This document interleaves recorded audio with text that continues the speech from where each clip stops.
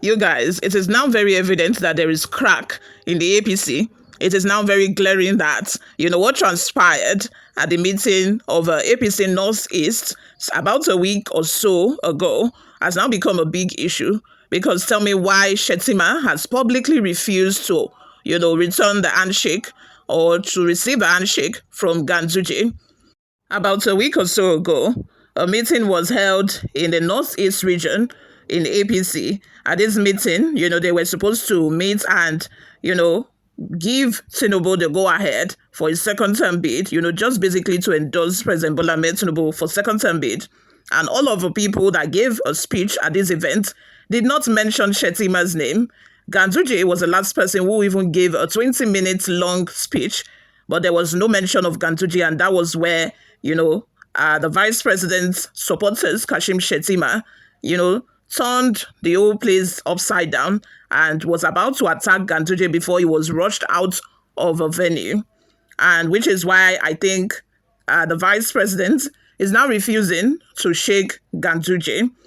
According to reports, all is not well in the midst of President Bola Ahmed Tinubu, Kashim Shettima.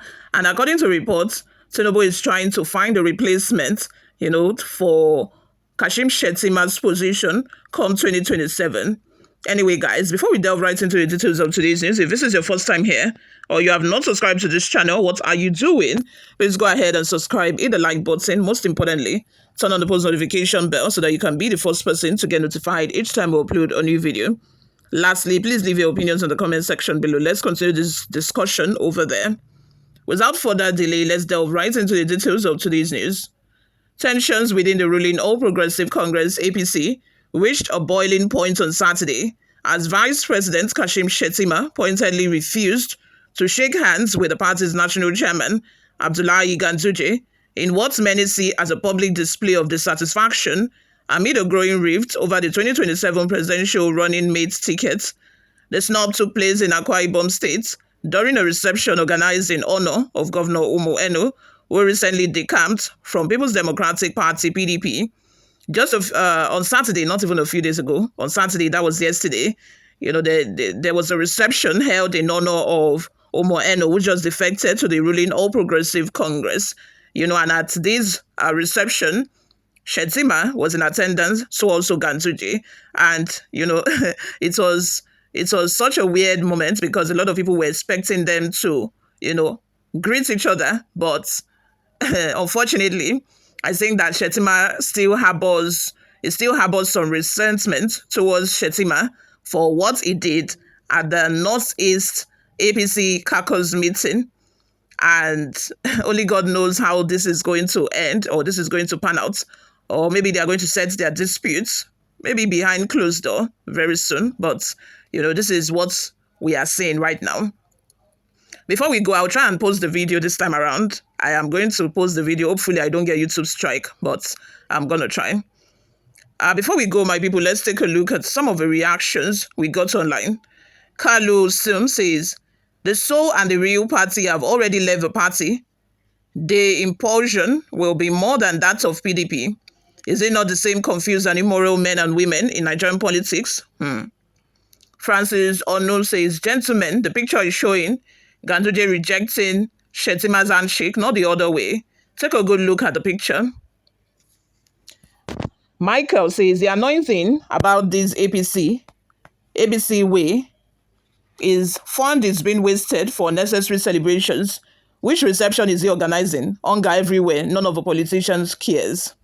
Abi, it's an opportunity to take money out of the pockets of a government, Abi, for an activity that is so very unnecessary, a reception. After he has been accepted, everybody have heard that he has defected. So why are you organizing a reception? Reception for what?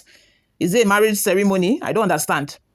Emperor says, Don, you know that majority of the Labour and APC members are from PDP.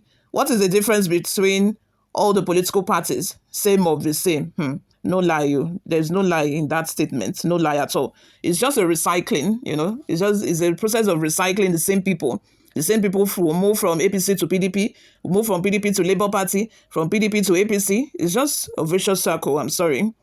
Sunday Udom says, God will make every one of them parallel lines that have abandoned governance to pursue 2027 personal ambition. And we have been talking about this 2027 election since last year, just about roughly a year after the previous election.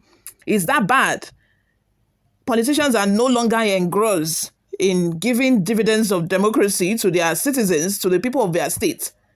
They are just so involved in 2027, and 2027 is still about almost 2 years away.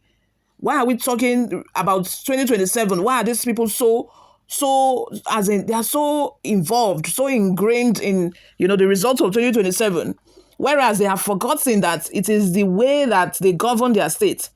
It is their performance that should be the report card for how 2027 will be like. It is their performance now that will make people vote for them and nothing else. But, we are in an era where money buys everything. When you give people money, they decide to change their mind and go for money instead of, voting for people who are actually performing. They rather choose to vote for people who are able to, give them money.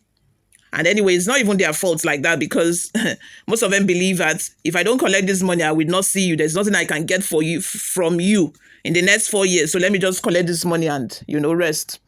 Moving on.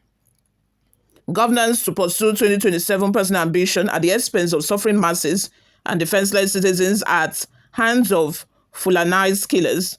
What join them together will now henceforth separate and scatter them. Amen, amen, and amen.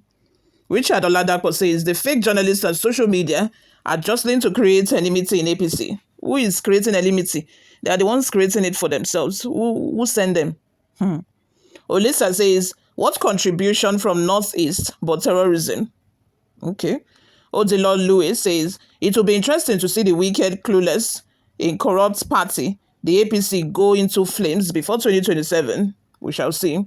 Paul Atiyota says, these criminals are yet to solve the socio-economic problems bedeviling our country, and yet they are immersed in fights for power in 2027. Nigeria has been hijacked by heinous, devious, unscrupulous, and exceedingly treacherous hyenas who will deliver us from this shameless brood of venomous vipers.